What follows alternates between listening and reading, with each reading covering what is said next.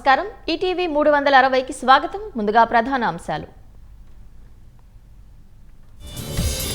మద్యం కేసులో కొనసాగుతున్న సిట్ విచారణ నలుగురు నిందితులను కస్టడీలోకి తీసుకున్న అధికారులు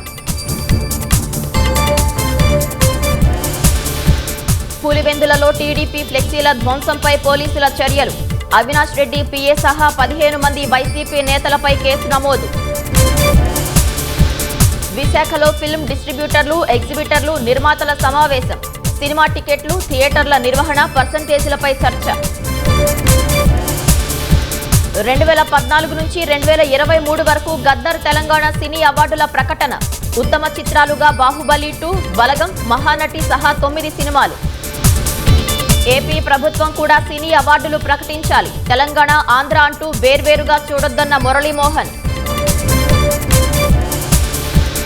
ఏలూరు జిల్లాలో అప్పుల బాధతో కుటుంబం ఆత్మహత్యాయత్నం భర్త మృతి చికిత్స పొందుతున్న భార్య బిడ్డలు